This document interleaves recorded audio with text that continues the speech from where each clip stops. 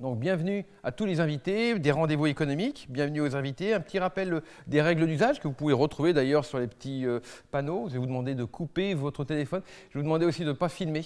En fait, il y a des caméras. Alors vous pouvez prendre des photos si vous voulez. Je vais vous demander aussi de ne pas fumer, de ne pas vapoter. Mais vous pouvez prendre des photos et éviter de parler trop fort pendant les interviews. Comme on prend aussi le son et que dès qu'on est dans une grande salle, c'est toujours un petit peu, il y a toujours un petit effet d'écho. Donc voilà. Est-ce que vous avez pensé à vos cartes de visite? Alors je crois que tout le monde a pensé aux cartes de visite.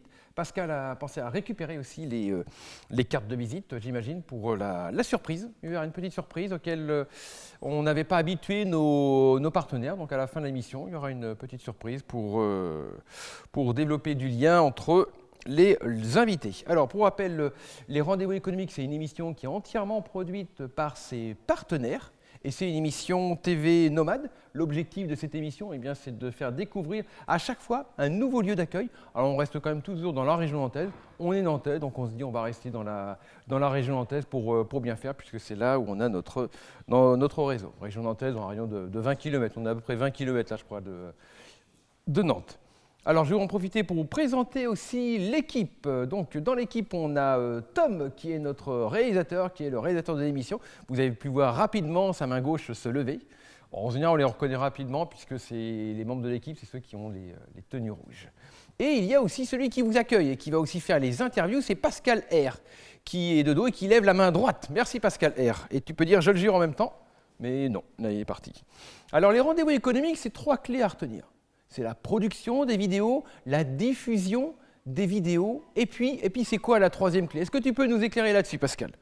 Je pense que là, ayant un petit quelque chose à faire, tu vas enchaîner et tu vas nous présenter tout ça. Continue. Ok, je continue. La 3e clé. Merci pour cette petite billevesée, Pascal. Donc, ce sont les rencontres professionnelles. C'est l'occasion de rencontrer d'autres professionnels de votre région. Donc, une émission TV nomade, vous allez rencontrer des entrepreneurs et vous allez avoir la possibilité d'être interviewé et donc d'avoir une vidéo de votre interview qui sera diffusée. Où sont diffusées les vidéos?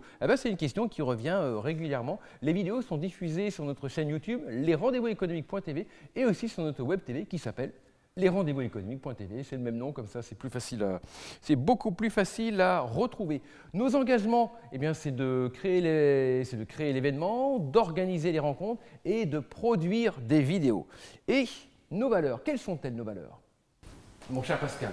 Mais justement, je voudrais bien les entendre en écho. Alors, quelles sont tes valeurs finalement? Quelles sont mes valeurs? Eh bien, mes valeurs, il faut que j'y retrouve mes valeurs. Les valeurs, c'est évidemment la convivialité, les échanges, le partage, le respect mutuel, tout ça dans un esprit de bienveillance. L'intérêt, c'est justement d'en apprendre. C'est une autre manière de découvrir des entrepreneurs par le prisme d'un journaliste, d'une interview. C'est tout ça l'intérêt de l'interview.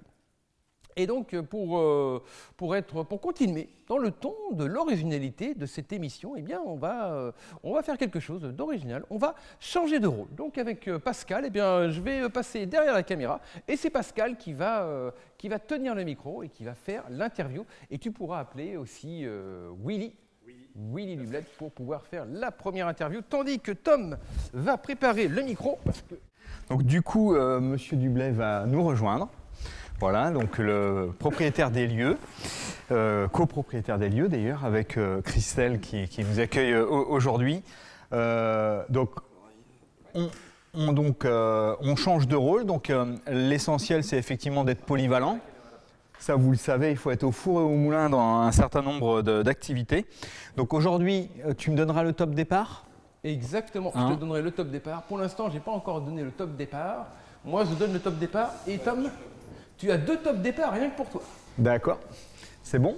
C'est bon pour toi? C'est bon aussi? Ok, donc on démarre. Donc Monsieur Dublet, merci de nous accueillir ici donc au château de la Rairie.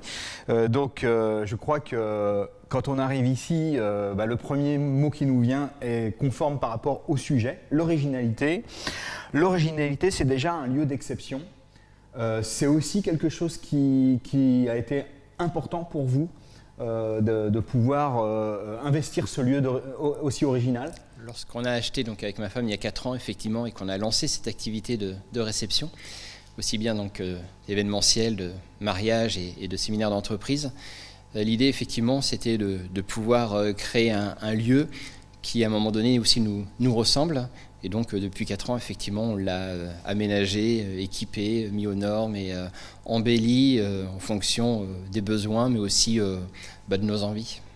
Donc, un lieu original, un partenariat original, puisque c'est donc un projet de couple. Ouais. Qu'est-ce qui fait qu'à un moment donné, on se lance dans cette aventure à deux? Alors nous, on est dans l'événementiel déjà depuis 22 ans, puisqu'on a créé notre société d'animation et de production de spectacles en Vendée.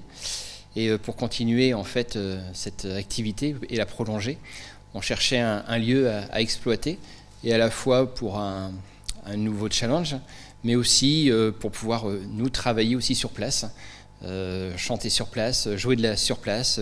Moi, je suis aussi DJ, donc mixer sur place. Voilà, donc c'était ça aussi le challenge.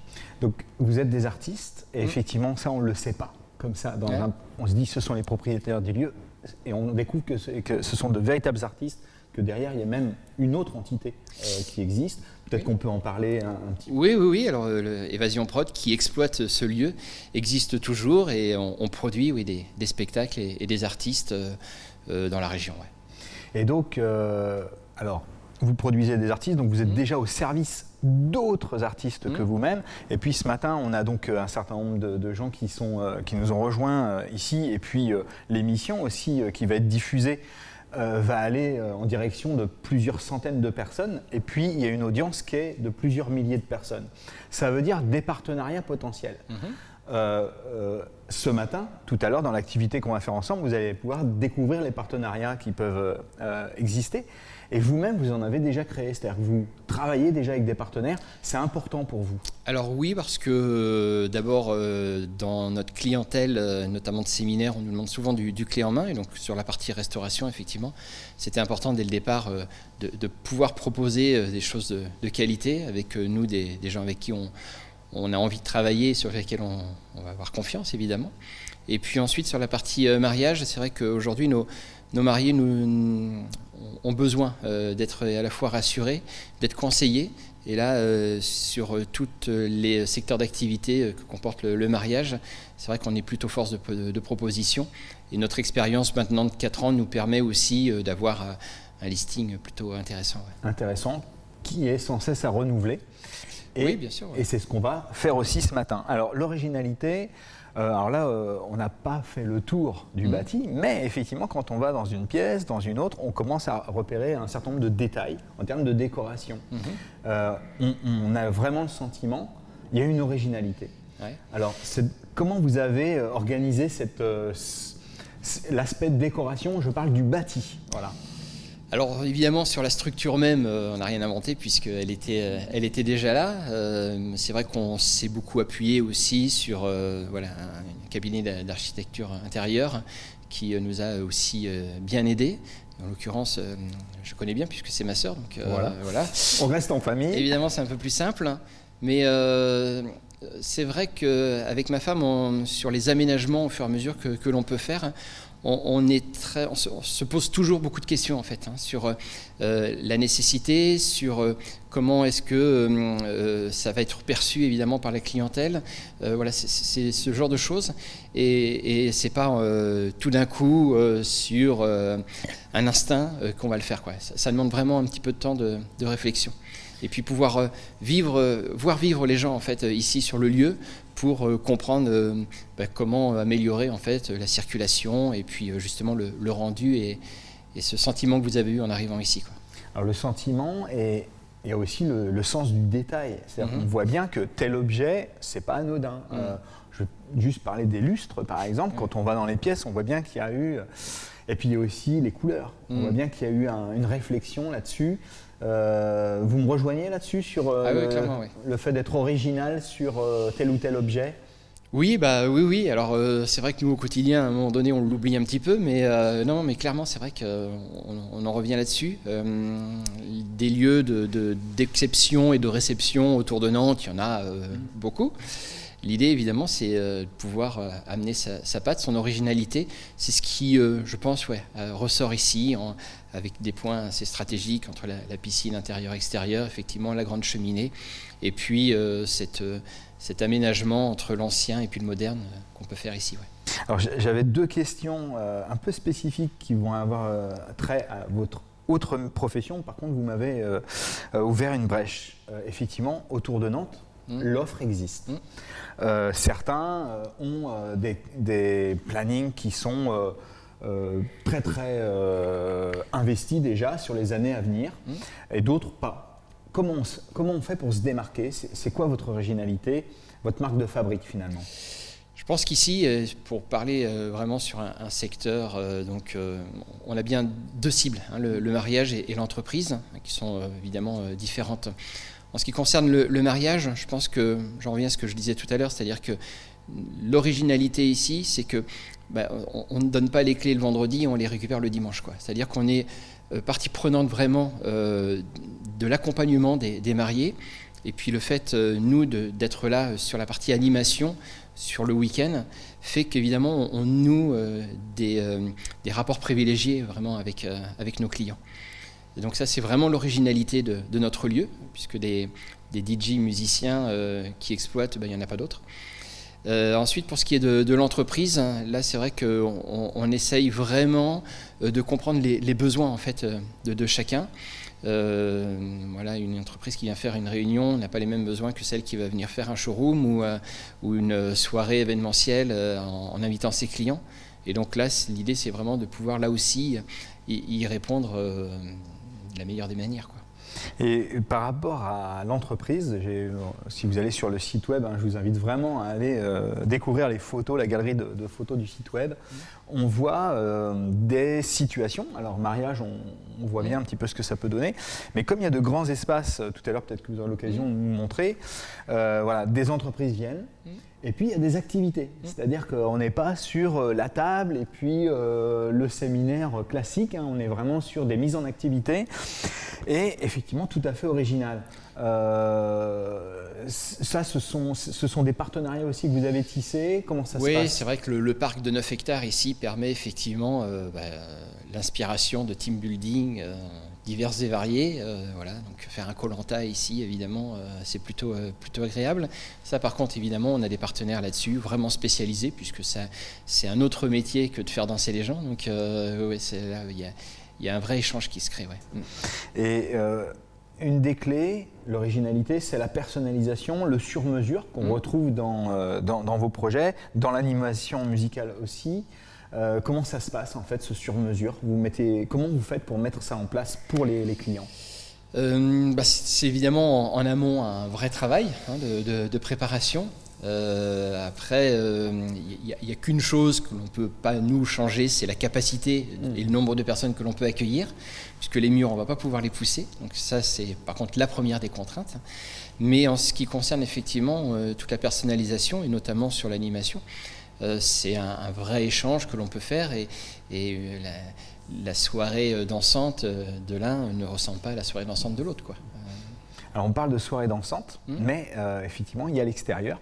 Et effectivement, les mises en lumière, c'est plutôt effectivement l'intérieur, mais vous mettez en scène aussi l'extérieur. Est-ce que vous pouvez expliquer un petit peu à quel moment et comment ça se passe? Ouais, alors c'est vrai que la période Covid nous a aussi aidés en fait là-dessus, bizarrement. C'est-à-dire qu'on a été fermé tellement longtemps qu'il a fallu aussi réfléchir à nos aménagements et comment améliorer en fait le lieu. C'est pour ça que tout le parking a été recréé, repensé, redessiné pour que ce soit plus convivial et plus pratique.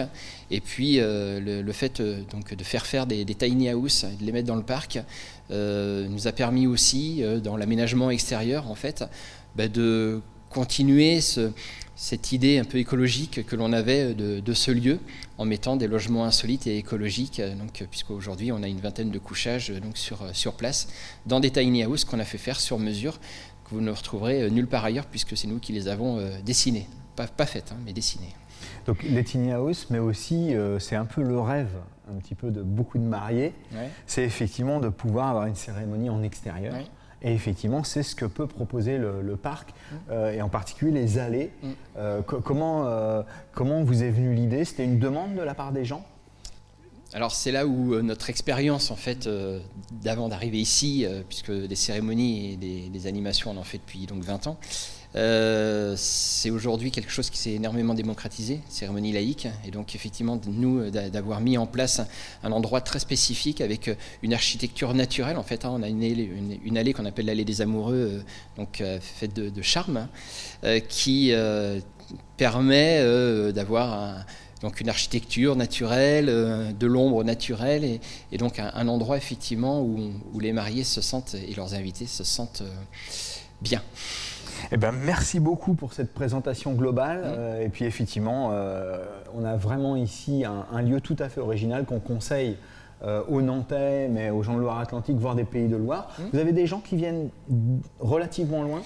Alors oui, et en fait beaucoup de locaux aussi. Ouais. Enfin, c'est assez partagé, ouais. Mais non, on a, les 3/4 de nos mariés sont plutôt de la région, ouais. Et vous, alors, peut-être pour finir là-dessus, sur un tout petit aspect historique, surtout pour les personnes qui sont ici, qui ne savent peut-être pas, c'est qu'effectivement cette propriété a appartenu, entre guillemets, à quelqu'un d'original. Il avait eu une idée. Est-ce que vous pouvez en toucher 2-3 mots? Alors effectivement, donc, nos prédécesseurs qui ont habité ici pendant 30 ans, donc le monsieur effectivement a un parcours très atypique, et en fait au début des années 2000 a eu l'idée de rendre indépendante en fait ici le lieu de la rairie. Et donc a fait les démarches nécessaires pour que en fait, ces 9 hectares qui sont ici soient un territoire donc, autonome et indépendant, comme peut être Andorre par exemple. Voilà. Donc il n'a pas pu aller jusqu'au bout en fait, de sa démarche, et puis surtout à un moment donné, il a eu des bâtons dans les roues, mais vraiment de manière très haute, hein, c'est-à-dire que c'est carrément au niveau de l'administration et du gouvernement en France et puis même en Europe. Mais c'est vrai qu'il a trouvé en fait cette petite faille juridique, et il a créé carrément un timbre ici à l'effigie de la rairie. Il n'a pas été jusqu'à la monnaie, mais en fait voilà, il a créé un hymne, un drapeau, enfin bref, voilà, de manière voilà. Et il allait tellement loin que le matin, son kiff, c'était de lever le drapeau du territoire autonome ici de la rairie, quoi. Ben, merci beaucoup sur cette petite note historique, et puis voilà, longue vie au château de la Rairie. Merci voilà. en tout cas. Merci beaucoup. Parfait. Merci beaucoup. On change de côté. On va passer à la seconde interview, ouais, on peut peut-être changer un petit peu. On va changer de lieu, on va aller à l'opposé. J'emmène. Ouais, on va bouger. Alors ça. c'est Fanny qui. Comment? Oui, d'accord. Fanny, alors, on va se mettre ici, par ici. Voilà. Hop. Hop là, on va bouger. Ça te va comme ça? Ici, hop. Voilà, voilà. Voilà. Ok. Et si tu me fais pas de signe, je peux pas savoir. Moi, je déroule. Hein. Ah oui, mais comme tu pouvais pas me voir. Voilà, voilà. Tu peux pas me voir non plus. Si, alors, si. Ça va comme ça ou tu veux? Comme ça? Ok. Hop. Tu veux qu'on se mette comment? On va se décaler, hein, ça fait partie du concept. Moi je suis là, moi je suis ici. Moi plutôt. Ah, d'accord. J'aime bien être dans l'autre sens, moi. Mais, on peut inverser, je préfère inverser. Comme ça, vous allez. Voilà. Hop là. On vous invite à. Sauter dans la piscine, on est bien d'accord. Hein. Est-ce que. Pouvez-vous. Juste un peu ici, non? Tu veux être ici? Comme ça te va? La piscine en fond. Voilà, ok, on est comme ça, donc ça veut dire qu'on va se décaler encore. Hop, ça te va comme ça? Ouais, là c'est bien, là comme ça. Voilà. Non, on va vous inviter à revenir par ici, du coup. C'est plus sympa pour Fanny. Allez-y, il y a de la place un petit peu là-bas. Fanny, moi je vous inviterai à me regarder moi. Ah non, elle me regarde moi. Oh bah non, la pauvre. Tu peux pas lui faire ça. Oui, excuse-moi. Alors vous nous donnez le top départ. Non, en fait, je vais vous demander de vous rapprocher des micros. Ah, d'accord. Un petit peu des micros. Ici? On peut toujours décaler le micro aussi. D'accord, et ben on va faire l'inverse. Autant on va encore faire l'inverse. C'est moi du coup qui vais. Attends. Ah bah non. Vas-y, on va échanger effectivement. Ça te va? Non, ça te va pas. Non, ça il veut va pas. Bah non, parce que il moi, veut je pas. suis dans ce sens-là. Bon, ok. Tu me dis, le micro, ça va? Un peu plus vers moi. Vers Fanny. Là. Ok. Là, c'est bon. On est dans le direct. Hein. Non, moi, c'est moi qui suis pas bon. Faudrait vous décaler un peu sur votre gauche, Fanny. Voilà. Ça va? Et un petit peu plus encore sur la gauche. Voilà. Et tu sors du plan? Et là, moi, je suis bien. Et pour toi, C'est bon? Qu'est-ce que ça donne pour toi? Du coup, il faut remettre le micro. Du coup, il faut redéplacer Hop le là, micro. voilà. Voilà, ça marche. Mais vous êtes hyper loin là du coup. Comment? Vous êtes hyper loin. Ah oui, mais je... C'est bon? C'est bon? Non, redécalez-vous sur votre gauche, Fanny. Tac. Voilà. Voilà, c'est parfait. Super. Alors, encore sur votre gauche. Vous avez refait un petit pas de côté. Là, voilà, c'est parfait. Là c'est parfait. Voilà. Je rebouge. Là. Du coup. Là c'est bon. Ouais. C'est bon. Ok, merci. J'ai le Ouais, feu pour moi, vert. c'est bon. Tu as J'ai le feu vert. C'est bon.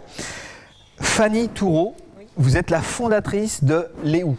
C'est ça. Alors, on va tout de suite démarrer sur le sujet. Effectivement, c'est un nom original. Est-ce que vous pouvez nous éclairer un petit peu sur Léou et effectivement sur votre activité? Oui, bien sûr. Alors Léou, c'est d'abord c'est la contraction de Il est où parce que l'idée du site, c'est vraiment d'aller chercher des artisans un petit peu partout en France qui fabriquent des jolies choses. Et du coup aussi pour l'anecdote, c'est ma nièce qui avait à l'époque 2 ans et qui en permanence Léou. Et du coup je m'étais dit c'est vrai que ça sonne bien, c'est facile à retenir, c'est 4 lettres et 4 jolies lettres à écrire aussi. Et du coup Léou est venu de là. Donc Léou, c'est la promotion de l'artisanat français en e-commerce. C'est ça. Alors un projet un peu fou, comment vous est venue l'idée? L'idée, alors j'ai pas été la seule à l'avoir, hein, mais l'idée c'est vraiment, j'avais dans mon entourage des personnes qui créaient des jolies choses pour les offrir, pour des cadeaux de naissance, etc. Et en fait, je me suis toujours dit, mais en fait, je suis sûre qu'il y a plein de gens en France, partout, qui seraient ravis d'offrir aussi ça pour une naissance de quelqu'un, d'un de leurs proches, etc. Et pourquoi on ne le mettrait pas à vendre sur une plateforme, sachant que ça fait peur à la plupart des petits artisans particuliers de se dire, en fait, ce que je crée, possiblement je pourrais le vendre, ça a une valeur marchande. Et en fait oui, il y a plein de choses, il y a plein de gens qui créent des très jolies choses en tant que particulier ou professionnel, mais et les particuliers n'ont pas forcément cette notion de valeur marchande, quoi. Donc c'est vraiment l'idée à la base. Et quel est le processus de sélection des produits en général? Puisque voilà, il y a pléthore de produits. Oui. Qu'est-ce qui fait qu'il y en a un qui va se retrouver dans votre boutique en ligne? Alors la sélection, c'est mon émotion à moi. C'est-à-dire que c'est un objet ou une personne qui va me toucher personnellement, pour lequel je me dirais j'aimerais bien l'acheter pour moi, par exemple. C'est quelque chose que je pourrais acheter. Et voilà, la sélection, elle passe d'abord par là. C'est moi qui sélectionne. Alors forcément, hein, les goûts, les couleurs, on peut pas plaire à tout le monde, mais c'est vraiment ma volonté de mettre des choses qui moi me touchent personnellement. Et donc, certains de ces produits sont personnalisables. C'est important pour vous? Oui, c'est important. Aujourd'hui, je pense que c'est important parce qu'il y en a. L'idée, ça a été de faire à la base un site de cadeaux, si vous voulez, pour offrir, parce que moi, c'est quelque chose que j'aime. J'aime faire des cadeaux, en fait. Ça me fait plaisir de faire des cadeaux à mes proches. Et du coup, le personnalisable, c'est de plus en plus développé, parce que les gens aiment bien écrire un prénom pour une naissance ou des choses comme ça. Et du coup, c'est important de se dire, cet objet-là, j'aime beaucoup, mais si on rajoutait un nom, ce serait d'autant plus justement personnalisé et un cadeau qu'on ne trouve pas partout. Et par exemple, on en a entendu parler tout à l'heure, effectivement on a un lieu où il y a des mariages qui ont lieu, où il y a des séminaires d'entreprise. Ça, c'est des demandes que vous avez par rapport à des mariages qui vont avoir lieu pour les mariés, la personnalisation de produits, ou c'est quelque chose dont vous avez le projet en tout cas? Alors, le projet, je l'ai. Après, pour l'instant, on n'a pas eu encore ce genre de choses. L'idée, ça va être, je pense que des cadeaux d'entreprise, ça va être, on va pouvoir le développer. Mais le souci qu'on va avoir, c'est que les artisans, la plupart de ceux que je choisis, c'est des gens qui produisent en pièces uniques ou en petites séries. En fait, ça fait partie de la sélection. Il faut que ce soit vraiment soit de l'objet unique, soit de la très petite série. Donc c'est vrai que pour tout ce qui est mariage, alors pour des cadeaux pour les mariés, ça c'est faisable. Hein. Pour des cadeaux des invités, ça va être peut-être un petit peu plus compliqué, bien qu'il y a certains artisans sur notre site qui pourraient se le permettre, oui, en effet. En termes d'originalité, là, effectivement, vous fonctionnez en termes de saisonnalité. Il y a les différentes saisons sur votre site web, donc j'invite tout le monde d'ailleurs à aller regarder ce site parce que ça donne plein d'idées originales. L'événementiel, le prochain, c'est peut-être Pâques. Et effectivement, des choses vont être proposées. Oui, c'est ça. En fait, moi, du coup, je suis tout le temps en recherche de créateurs, de nouveaux créateurs, de choses qu'on pourrait proposer sur les Houes. Et l'idée, c'est vraiment pour chaque fête, donc Pâques, il y aura aussi la fête des mères, la fête des pères, etc. L'idée, c'est vraiment de trouver des cadeaux qui pourraient convenir aux proches des gens, voilà, pour avoir une petite touche française, quoi. Tout à l'heure, on a entendu effectivement que les périodes qu'on a pu traverser là nous avaient amené à nous remettre en question. On sait que le commerce en ligne, la France était très en retard par rapport à des pays européens, voire aux États-Unis, voire les pays d'Asie. Effectivement, aujourd'hui, les commandes ont doublé, triplé, quadruplé pendant les mois derniers. Ça, c'est une tendance que vous avez sentie vous aussi ? Alors moi, le site vient juste d'être mis en ligne. Donc j'ai pas senti la tendance les mois derniers parce qu'il a été mis en ligne fin janvier. Donc voilà, après quelques petites semaines pour régler les bugs, etc. donc voilà, après oui, c'est vrai que cette idée de confinement, de Covid, etc., ça a aussi forcé un petit peu les gens à aller chercher des produits sur Internet. Et l'idée de les Houes, c'est vraiment d'aller chercher des artisans partout en France pour proposer leur création à portée de clic. Donc vous êtes, par exemple, sur Nantes. C'est très sympa de partir en voyage dans le sud de la France et d'aller faire les petits marchés avec les créateurs, les petites boutiques, etc.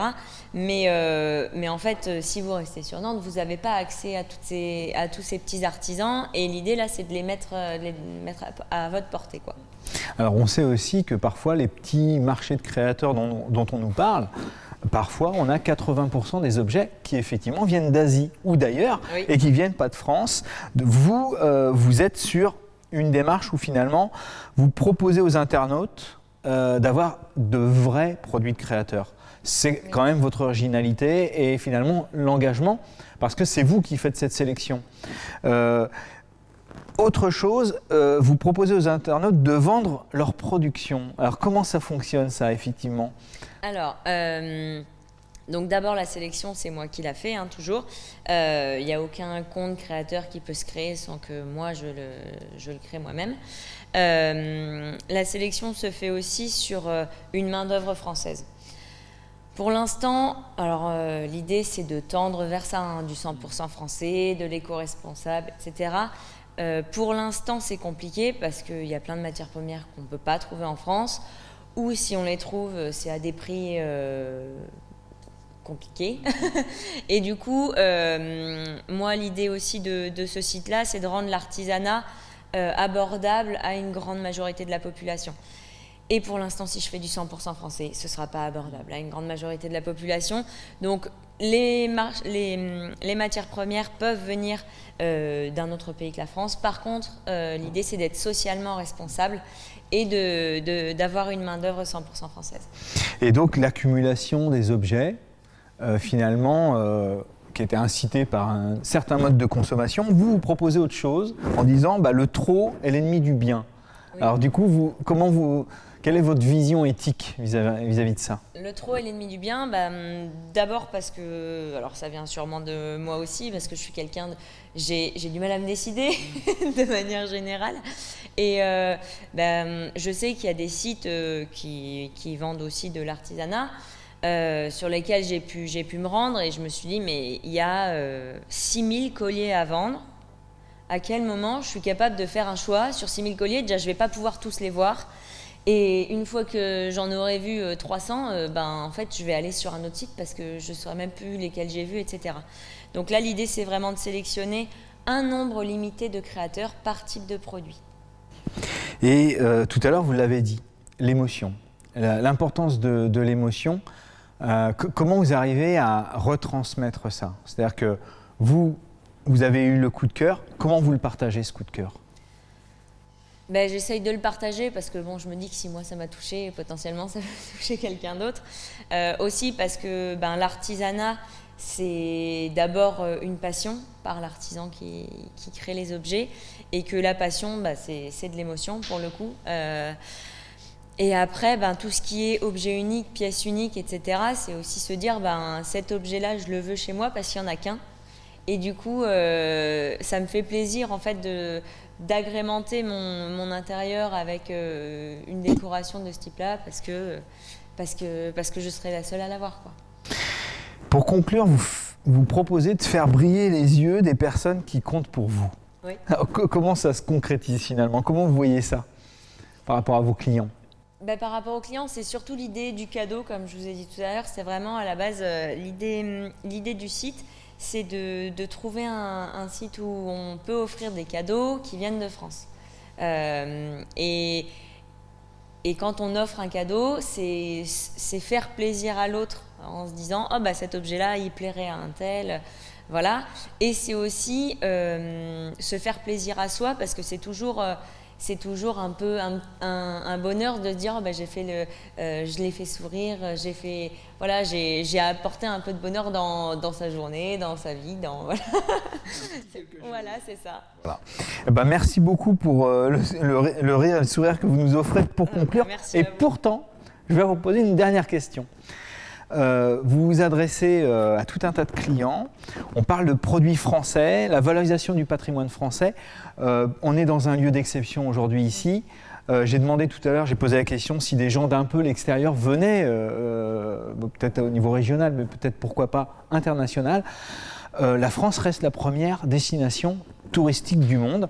Est-ce que vous avez vocation, plus tard, voyons plus loin, à avoir un site multilingue et à vendre à l'extérieur de la France? Oui, bien sûr.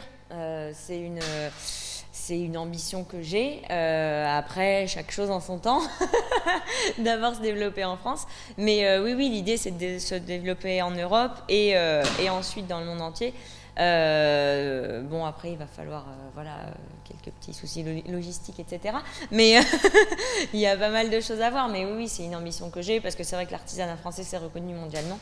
Et du coup, je pense que même des Français d'un autre qui sont expatriés dans un autre pays seraient contents de pouvoir acheter des petits cadeaux qui viennent de chez eux. De chez eux, voilà. Eh ben, merci beaucoup. Merci Fanny Toureau de cette présentation. Maintenant, on saura les où. Les où, c'est chez vous. C'est ça. Voilà. Merci beaucoup. Bravo. Salut Pascal. Merci.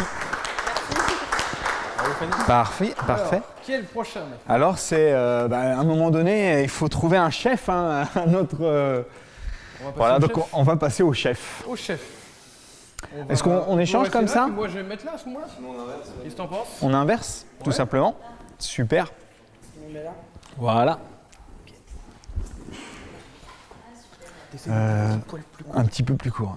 Ouais. 10 et 12 minutes. Et après, c'est toujours plus long aussi. Voilà, au montage, d'accord. Est-ce que j'ai 5 secondes pour aller chercher un verre d'eau? Oui. Je vais aller chercher un verre d'eau. On va attendre Hop 5 là. secondes. Donc, tu pourras peine. regarder C'est de prendre- Pascal, et je vais tu prendre un verre d'eau. Parce que c'est cette Parce caméra qu'autrement, qui- je vais me dessécher terriblement. C'est pas l'objectif. Voilà. Hop là. Hop. Elle a un sourire très agréable, Fanny. Et mais en fait, quand j'ai fait les préparations, je me suis dit que ce matin, ça allait matcher entre tous vos... Et vous y compris. Voilà. Donc, j'amène la bouteille carrément parce que je suis trop long, paraît-il, mais ça dessèche un peu. C'est le talent des gens qui influence. Alors, je crois que là, on va continuer sur le talent à l'état pur. Le talent à l'état pur. Alors, Tu parles de ton talent à toi, c'est ça? non, pas du tout. Est-ce que c'est OK? Est-ce que tout le monde est OK? Alors, moi, je vais te dire Je vois Jérémy dans mon petit écran, donc on peut dire que Jérémy, petit sourire, Jérémy? Ah, c'est bon. Ok, parfait. C'est bon. Super. C'est bon? On démarre? C'est bon. Donc, Jérémy Debray, merci beaucoup d'être avec nous ce matin. Vous êtes chef à domicile d'un concept qui s'appelle Comme chez vous. L'excellence à votre domicile, c'est un commentaire d'un de vos clients. Aujourd'hui, vous avez une reconnaissance qui est sans doute liée aussi à l'originalité de ce que vous proposez. Est-ce que vous pouvez nous expliquer comment ça s'est mis en route tout ça? Du coup, c'est suite aussi à mes expériences en cuisine. En fait, le souhait premier de Comme chez vous, c'était vraiment de sortir de la cuisine. Parce que je passais des heures dans un sous-sol, dans une cuisine avec une équipe où je voyais pas mes proches, que ce soit amis, famille, je voyais pas les clients. Et je me suis dit, il va falloir trouver une solution pour justement aller rencontrer les gens. Donc la seule solution pour moi, c'était d'aller justement chez les gens. Donc d'aller chez les gens, de rentrer un peu dans leur intimité pour les particuliers. Et du coup, quand on va chez quelqu'un, en fait, on arrive, on est juste un chef. Et quand on repart, on est quasiment un ami, un proche à la fin de la prestation. Et je continue sur les commentaires de vos clients tout de suite, toujours. Le fait de retransmettre sa passion dans l'assiette. J'ai vu que vous aviez un passé dans le domaine de l'architecture. Oui. On a l'impression que votre assiette, elle est conçue par un architecte. Est-ce que vous pouvez nous parler de ça? En fait, j'ai fait des études en architecture et en art plastique. Je suis passionné de dessin depuis que je suis tout petit. Et c'est vrai que dans la cuisine, j'ai retrouvé en fait ce qui m'animait aussi, et dans le dessin et dans l'art. Et quand je pense à un plat, je pense au visuel en fait dès l'instant où je vais avoir mes ingrédients principaux. Je vais me dire comment je construis mon assiette, quelle couleur je veux avoir, quel effet je veux que mes clients y ressentent. Ça, c'est super important. Ça ne sera jamais au détriment du goût, évidemment. Mais pour moi, le visuel, et je pense que pour tout le monde, le visuel, c'est super important. Et donc, le choix des produits va jusqu'à... on sait qu'aujourd'hui, on est des locavores. On essaye de trouver des solutions en local. C'est aussi votre posture. Totalement. Tous mes partenaires, je les rencontre pour deux raisons. La première, déjà, c'est pour moi connaître au mieux leurs produits, pouvoir mettre en lumière tous ces hommes et ces femmes qui travaillent dans l'agriculture. Aujourd'hui, je pense qu'il manque de visibilité. Et au travers des prestations, justement, c'est la manière aussi de un peu leur rendre hommage, parler d'eux, présenter leurs produits. Et la deuxième raison, c'est ça nous est tous arrivé d'aller au restaurant, de demander la provenance d'une viande. Et personne ne sait, le serveur ne sait pas, il arrive en cuisine, les cuisiniers courent partout, ils cherchent les emballages, etc. Là au moins on n'a pas cette question, on sait exactement d'où vient notre produit, comment il est... Enfin voilà, comment il arrive dans l'assiette. Moi je sais de A à Z comment c'est préparé, quoi. Alors justement, on est aujourd'hui sur le thème de l'originalité. Deux commentaires qu'on retrouve dans la vie de vos clients, super original et des surprises dans l'assiette. Est-ce que vous pouvez nous donner quelques petits secrets? Oui, totalement. Je vais vous faire part d'une petite anecdote. Du coup, j'avais fait, c'était une courge spaghetti. La saison est en train de se terminer, mais on était en plein dans la saison. Donc j'ai fait une courge spaghetti carbonara. Bon, un peu la blague, forcément. Et moi, mes spaghettis, je les mange toujours avec un œuf. Donc du coup, j'ai fait un œuf, en fait, que j'ai cuit par le froid.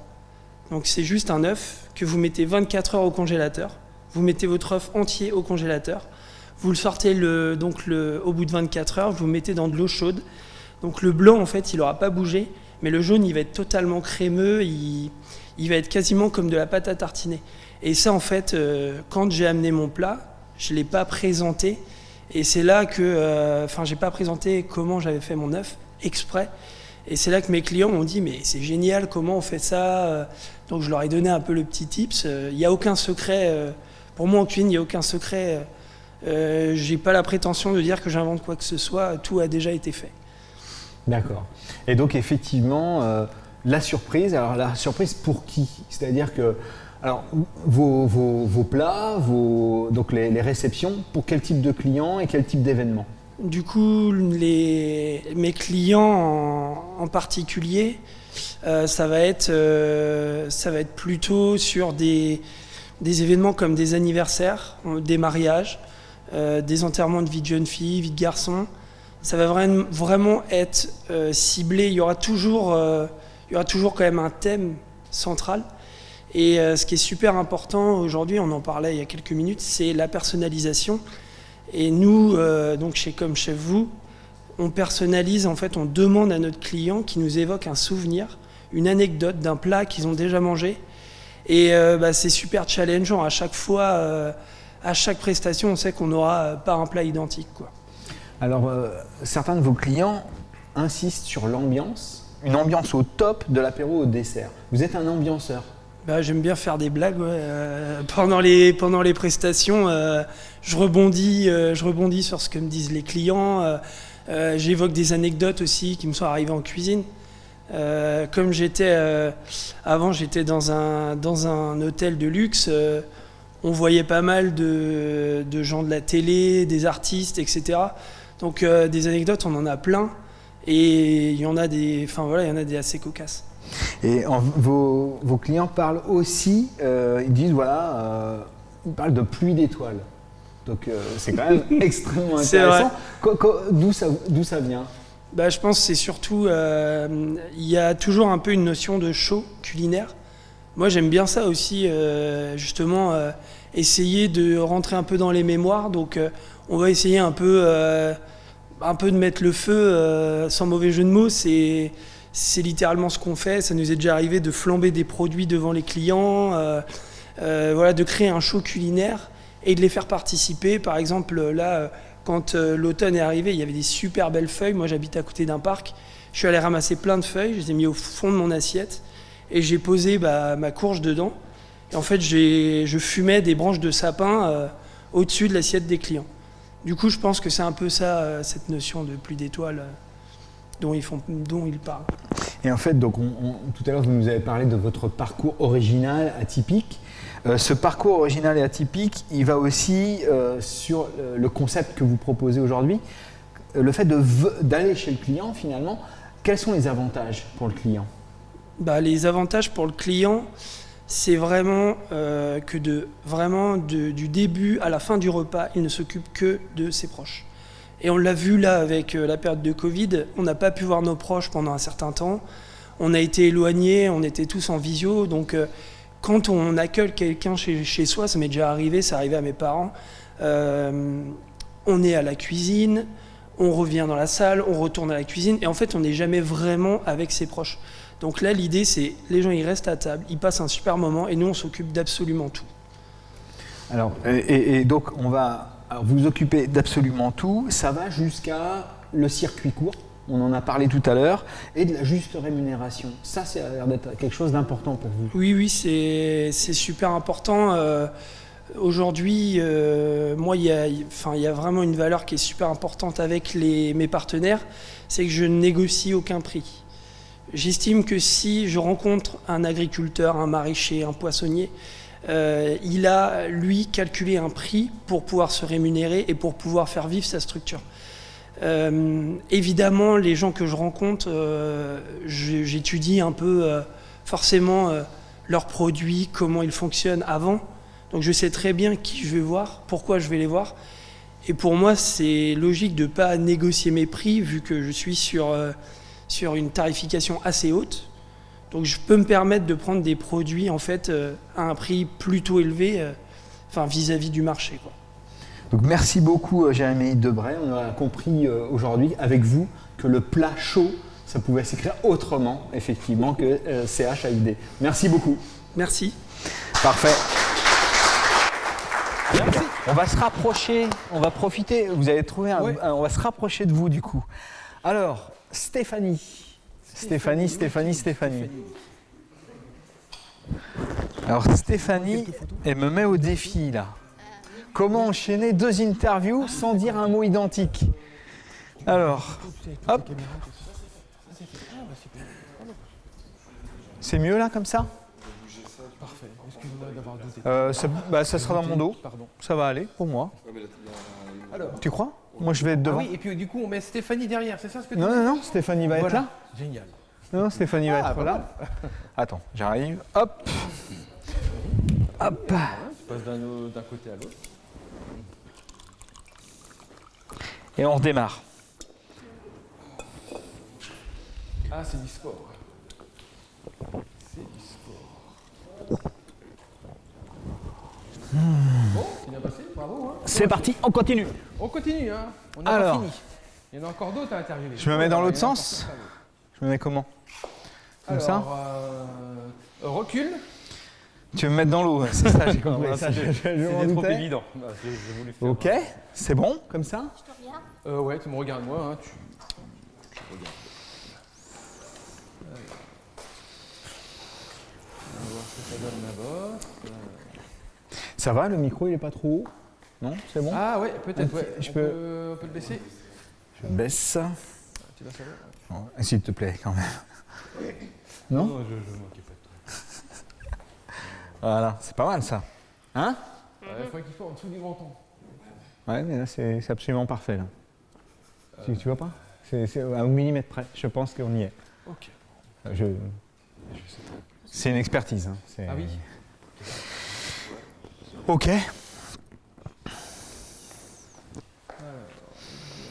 Bon, regarde-moi 2 petites secondes, s'il te plaît, Stéphanie. Non, Stéphanie, pas toi. Ah, un peu de lumière. Voilà. Ah, voilà. Et la lumière. Immense de lumière, Stéphanie. C'est bon pour moi. Ouais. Allez, moi aussi, c'est bon. On attaque. Allez, en route. C'est bon? Ouais, c'est bon pour moi. Stéphanie Lebris, vous êtes une spécialiste du massage bien-être. Aujourd'hui, on est sur l'originalité, le thème de l'émission. On sait que dans tel ou tel domaine, il y a pléthore d'offres. Qu'est-ce qui fait votre originalité? Ouais, on en avait parlé la dernière fois.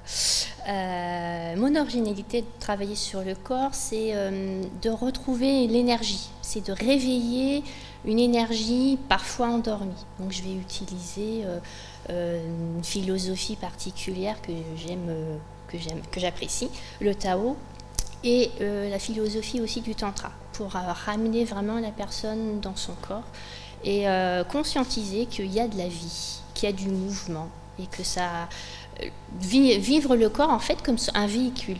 C'est ton véhicule terrestre et il faut recharger les batteries, mettre du bon carburant. Donc voilà. Vos clients disent de vous des mains expertes de magicienne.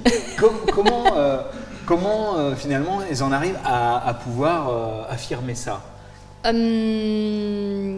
Ça sûrement sur la qualité du toucher. Le fait que les personnes, quand elles sont sur la table, elles n'ont pas d'enjeu. Il n'y a rien à attendre, il n'y a rien à faire, juste à être.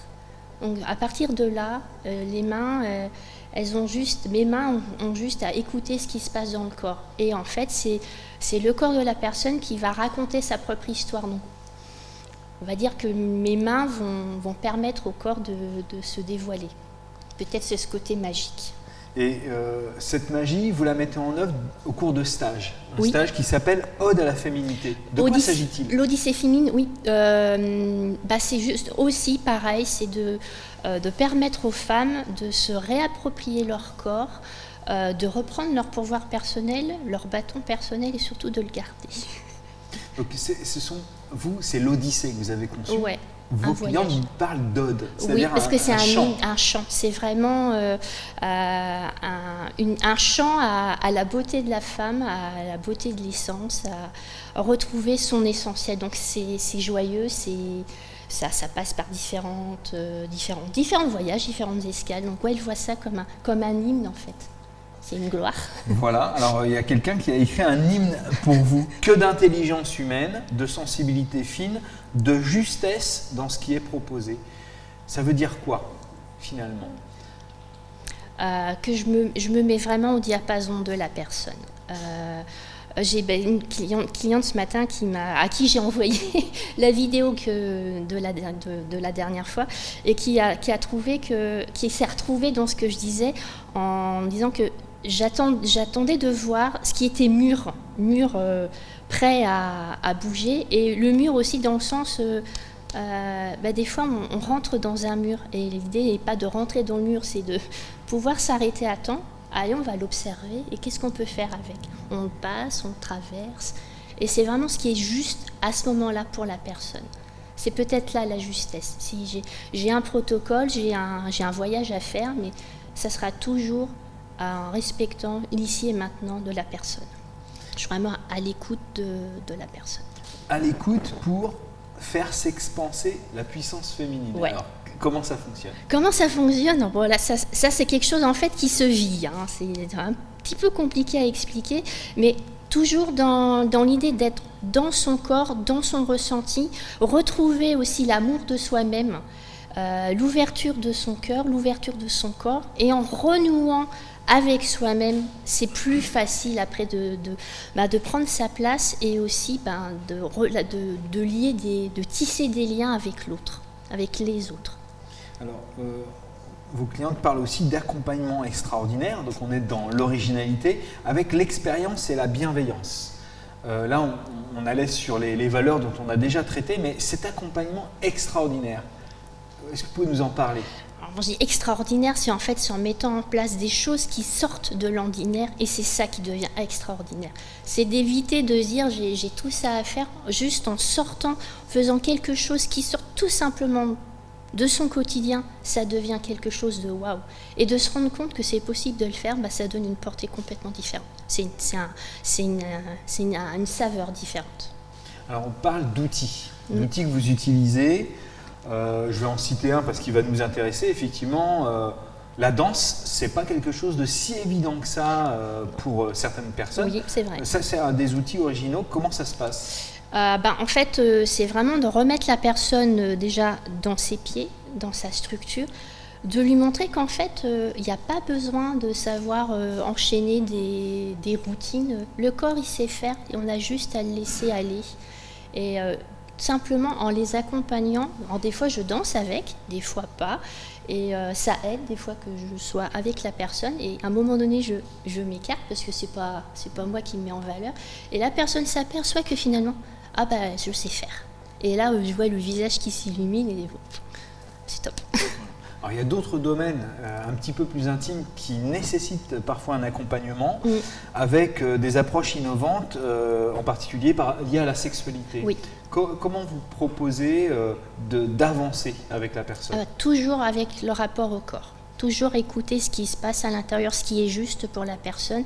Et la danse est un outil très puissant là-dessus. On se rend compte que des fois, il y a des blocages, des questionnements. Écoutez, moi, je travaille beaucoup avec le bassin. Qu'est-ce qui se passe dans le bassin? Quelle est l'histoire qui se raconte? Alors, des fois, c'est juste des questionnements. Des fois, c'est des blocages, mais juste d'aller au plus profond de soi et de se remémorer sa propre histoire, ce qui permet de faire sauter des petits cadenas. Hop, hop, hop, hop, et ça monte. Alors justement, faire sauter des petits cadenas, j'imagine bien que ce n'est pas forcément une seule fois, et donc vous proposez un cheminement. Ouais. Alors comment ça se passe et en quoi ce cheminement peut être original? Le cheminement, il est original dans le sens que ça va demander déjà donc, un engagement personnel. C'est pas pour moi qu'elles viennent, c'est pour elles, les femmes et les hommes d'ailleurs. Mais c'est vrai que j'ai plus de femmes actuellement. C'est de cheminer à travers son expérience, à travers son corps, à travers ses ressentis. Donc ça demande un accompagnement parfois. J'aime pas spécialement le mot changement. Je parle souvent d'ajustement, un ajustement créateur, et c'est d'être justement à l'écoute de ce qui est bon pour soi aujourd'hui. Ce qui est bon aujourd'hui sera peut-être différent demain, mais en tout cas, d'œuvrer là-dedans. Merci beaucoup Stéphanie Lebris. Merci de nous avoir présenté l'originalité de votre pratique. Et puis à très bientôt. À très bientôt. Voilà. Merci beaucoup. Bravo Stéphanie.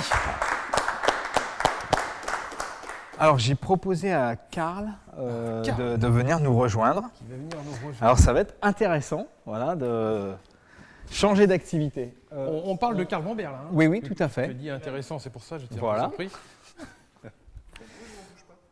Comment? On peut peut-être.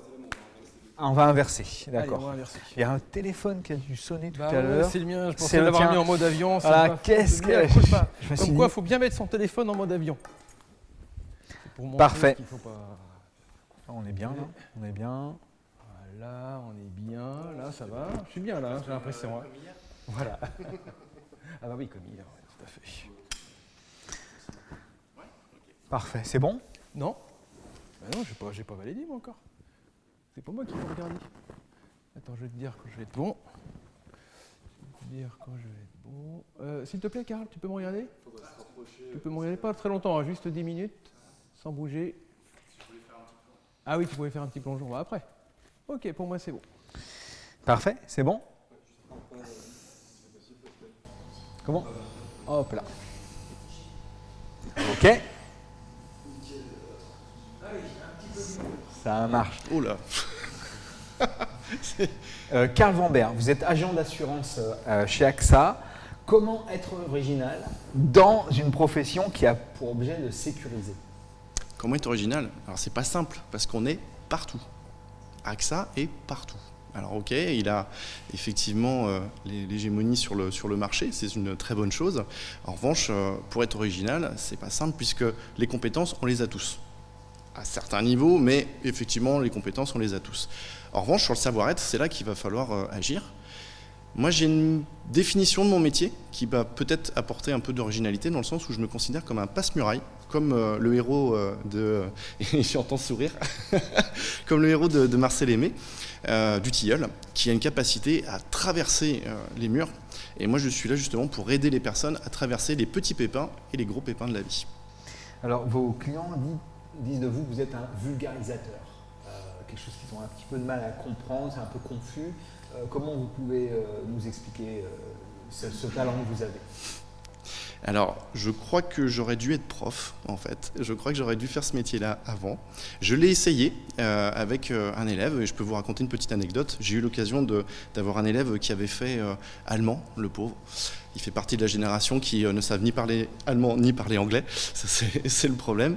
Et grâce à moi, en fait, cet élève, il a pu, pendant un été, apprendre l'anglais par des méthodes plutôt originales, je trouve, dans le sens où je suis passé par des chansons, etc. Bref, j'ai vraiment pris beaucoup de plaisir à faire ça. Et ma récompense, c'est qu'il a eu un 18 sur 20 dès son premier contrôle. Après, monsieur a décidé de se laisser tranquillement sombrer dans les notes un peu plus moyennes, mais j'étais très content, effectivement. Donc j'ai une appétence, effectivement, pour la pédagogie. Ça, c'est très important pour moi. Donc, pédagogie, et effectivement, donc c'est une qualité qui vous est reconnue par vos clients, c'est la notion d'humanité. Alors, comment on peut mettre de l'humanité dans l'assurance? Ah là là, bah oui, parce que l'assurance, déjà, ça fait peur. Déjà, on se pose la question de savoir si l'assureur ne va pas nous voler quelque chose. Ça, c'est toujours la question qu'on se pose, puisqu'on a une étiquette, que ce soit le garagiste, le banquier, l'assureur, justement. On a l'étiquette de la personne qui prend, mais qui ne donne pas souvent. Parce qu'il y a toujours des petits astérix qui sont notés dans les contrats et qui font que 3 mois plus tard, on apprend que oh bah non, c'est pas possible, c'est pas possible, je ne vais pas être pris en charge. Donc effectivement, pour répondre à cette question, c'est important que les personnes soient rassurées sur le fait qu'on n'est pas là pour les amener vers une défaite, mais au contraire pour les accompagner face aux différentes problématiques et qu'ils soient sereins. Ça, c'est vraiment le plus important. Donc, vos conseils font la différence selon vos clients. Quelle est votre approche? Des conseils différents, pourtant ils en ont eu, hein, des assureurs. Bien sûr. Et là, certains contractent et effectivement ont un bénéfice immédiat. C'est quoi votre secret? Mon secret, alors je m'appuie effectivement sur la méthodologie qu'on m'a apprise, je suis un bon élève de ce côté-là, mais ce que je vais faire, c'est que je vais aller vraiment écouter et comprendre les besoins. J'ai une particularité effectivement d'être plutôt empathique, c'est-à-dire que les personnes me touchent, elles me racontent leur histoire avant de me parler de leur première problématique, et je les découvre, je me mets effectivement, comme le disait tout à l'heure Stéphanie, au diapason, et c'est ce qui va me permettre de leur apporter une solution vraiment adaptée. Et effectivement, vous-même, mais je pense aussi eux, insistent sur votre méthodologie. Au-delà de la méthodologie, semble-t-il, ce qui fait votre différence, c'est votre personnalité, votre originalité. On dit de vous que vous avez un très bon relationnel. Il paraît. Il paraît. Comment ça se travaille, ça? Ça se travaille pas. En fait, c'est quelque chose qu'on a en soi. parce qu'on aime les autres et qu'à partir de là, on a du plaisir, comme je le disais tout à l'heure, à les écouter et à découvrir leurs histoires. J'ai des clients qui sont à la fois chauffeurs de bus, qui sont médecins, qui sont architectes, d'autres qui sont consultants, qui travaillent pour l'ONU, qui sont dans différents pays, qui partent au Mexique, qui partent au Pérou, qui vont en Afrique, etc. etc. J'ai plein d'histoires, plein de belles aventures, des histoires aussi personnelles, douloureuses, des histoires familiales, et tout ça, ça me nourrit. L'écoute, ça a l'air d'être une de vos grandes qualités. Certains disent, alors certains ont écrit, que grâce à vous, ils avaient une couverture qui leur ressemblait. Alors on sait qu'on sort de l'hiver, la couverture, on comprend, mais effectivement, qu'est-ce qui justifie qu'une personne dise, voilà, j'ai une couverture qui me ressemble? C'est justifié par le fait que grâce à la méthode que j'ai mise en place, je vais pouvoir en fait positionner la couverture qui correspond concrètement à la personne. La personne, en fonction par exemple de sa trésorerie, n'aura peut-être pas besoin d'avoir l'argent qui tombe sur son compte dès 7 jours, mais peut-être qu'au bout de 30 jours. Donc il n'est pas nécessaire de charger de ce côté-là, et je vais faire en sorte que ça corresponde vraiment à ses besoins. Et par rapport aux qualités du moment, quelque chose est revenu, et est revenu aussi pour les personnes qu'on a pu entendre juste avant, c'est la notion de suivi. On a l'impression qu'aujourd'hui, c'est original de suivre ses clients. C'est une de vos grandes qualités. Qu'est-ce que vous en pensez? Je trouve ça important, déjà égoïstement pour moi. C'est ce qui va permettre de faire en sorte que j'ai une entreprise pérenne dans le temps. Et puis, j'ai connu un monde de la grande distribution où je voyais jusqu'à 1500 clients par jour. Alors moi, je ne les voyais pas tous personnellement, mais il y avait un passage, comme on dit, passage caisse de 1500 personnes à 2000 personnes. Et j'avais une sensation de frustration, dans le sens où je voyais des personnes, mais finalement, il ne se passait rien. Je servais la personne, c'était très agréable, mais derrière, il n'y avait pas de suivi. Aujourd'hui, c'est ce que je peux faire, et je peux même aller jusqu'à, et je le souhaite, accompagner les personnes jusqu'aux petits-enfants. C'est vraiment ce que je veux faire. Donc à l'ancienne, finalement. Exactement. On revient sur des valeurs pérennes. Alors, il y a eu une auto-évaluation, excusez-moi, j'ai dit le mot, mais effectivement, il y a eu une évaluation sur la fiche Google, qui est, voilà, vous avez beaucoup de succès, puisqu'il y a beaucoup de 5 étoiles, dont une est vous-même. Tout à fait. Alors comment vous justifiez de vous auto-évaluer et d'inciter, et j'en parle à tout le monde ici, c'est intéressant, d'aller jusqu'à s'auto-congratuler? Comment vous voyez les choses? Ça fait du bien de se faire plaisir, mais c'était surtout un trait d'humour. Dans le sens où je me suis un peu loupé. J'essaye désespérément auprès de Google d'effacer cette auto-évaluation. Et pour l'instant, ça ne veut pas partir. Donc je vais y arriver peut-être un jour. Mais l'idée, effectivement, c'était au démarrage de me dire, je vais lancer le truc. Et puis après, les évaluations vont arriver derrière, quoi. C'était un peu mon petit gris-gris, en fait, pour lancer l'opération. Ouais. C'est quand même intéressant d'être, j'imagine que vous êtes votre propre assureur. Oui. Et effectivement, pourquoi pas, on est à la fois le prestataire et le client à la fois, et donc ça se justifie de se mettre un 5 étoiles et puis de justifier sa compétence. Ça porte la chance en tout cas. Voilà, et de son excellence. Donc c'est vraiment, moi je l'ai eu, je me suis dit, mais je vais faire pareil. Donc voilà, donc merci beaucoup pour cette excellente idée. Et puis on espère que cette idée, certains d'entre vous vont pouvoir la garder en tout cas. Merci. Merci à vous. Merci Karl. Alors, il y a une autre interview? Comment? On a 2 petites interviews surprises. On va demander à Joël de nous rejoindre. Et puis Laurent conclura. Donc du coup, ça permettra à chacun de connaître déjà un peu les activités. Exactement. Oui. Et pour la suite de notre aventure. Voilà. Donc Joël est un habitué. Donc on reste comme ça ou on inverse? Qu'est-ce que tu en penses? On peut rester comme ça. On peut rester comme voilà. ça. Là, comme ça, il a une bonne tête, Joël, donc ça le fait. Ok. Quand je suis bon. Je t'ai dit que j'étais bon? Pardon? Je t'ai dit que j'étais bon? Je pense que tu es excellent même. Alors, je suis pas encore bon. Ça va venir? Ouais, ça y est, c'est parfait. Ok. Donc c'est bon? Joël Guéguin, Dream on Tech. C'est ça. C'est ça. Est-ce que vous pouvez nous présenter en 2-3 mots l'activité, sachant que un des maîtres mots, c'est la créativité, c'est penser plus efficacement. Est-ce que vous pouvez nous expliquer votre valeur ajoutée, ce que vous faites et quelle est votre originalité? Alors oui, pour le coup, Dream on Tech, c'est très original, tout simplement parce que ça vient d'un constat qui est de mes expériences personnelles et professionnelles. Donc après 3 expériences dans le salariat, 2 années en tant que freelance sur une des plus grande plateforme européenne de recrutement en freelancing, qui m'a permis ensuite justement de commencer avec des assez gros clients.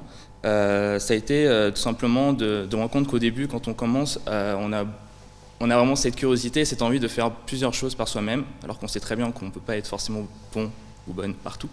Et la curiosité fait qu'à chaque fois, moi je voulais vraiment, bon, dans l'IT ça va parce que c'est le domaine de Dream on Tech, mais c'est vrai qu'aujourd'hui on fait du B2B et du B2C parce que je me suis dit aujourd'hui je ne vais pas délaisser les personnes comme moi qui ont eu justement, ou qui en ont eu ou qui sont dans cette situation encore, qui ont du mal justement à développer leur entreprise, ils ne savent pas trop rentrer dans l'univers numérique, c'est assez complexe, il y a plein de choses. Donc aujourd'hui Dream on Tech, on est vraiment dans le digital pur, on a 23 services bien identifiés. Voilà, donc ça va vraiment dans les logiciels, les créations d'applications mobiles, dans le marketing, le digital marketing, édition sur mesure, des CRM, enfin voilà, on a vraiment 23 services bien identifiés, on est loin de tout faire. Parce que c'est vraiment un monde très très vaste le numérique, mais c'est vrai que ces 23 services aujourd'hui, l'avantage chez Dream on Tech, c'est que autant dans le B2B que dans le B2C, on va avoir la possibilité d'accompagner de A à Z un projet. Donc ça va éviter un peu la cacophonie de se dire j'ai 50 factures qui viennent de je sais plus qui, quoi, machin, je sais plus qui je dois payer pour mon site, pour mon marketing, pour mon CRM, pour oublier tout ça. Dream on Tech est là justement pour gérer tous vos projets digitaux. Et la finalité, pour parler de l'originalité, c'est vraiment stratégie, design et efficacité. Donc c'est-à-dire à chaque fois, on va essayer de comprendre quel est le besoin. Ça peut être un dirigeant, ça peut être un responsable commercial, peu importe qui émet le besoin. C'est vraiment d'avoir le temps d'échanger, de comprendre quel est son besoin. Ça arrive, il y en a beaucoup qui veulent aller très très vite. Et nous, souvent, on leur dit, non, toi en fait, tu n'as pas besoin d'un site. Tu connais Instagram, tu es artisan, montre ce que tu fais. Donc nous, on est là vraiment, on fait un audit toujours gratuit pour conseiller les gens et leur dire, ça sert à rien de payer excessivement cher. Si nous, on sait déjà par expérience, non, c'est pas ça qui va vraiment décoller ton entreprise. Donc on est vraiment là pour avoir une stratégie, le design, parce que comme beaucoup l'ont dit, le visuel aujourd'hui, c'est hyper important. C'est bien d'avoir du beau. Et derrière, on essaie d'avoir vraiment tout ce qui est innovant pour pouvoir satisfaire les besoins. Alors, vos clients disent que, et vous le mettez en avant, vous avez une stratégie originale pour permettre d'identifier les tendances marketing. Ça veut dire quoi? Vous êtes à l'affût?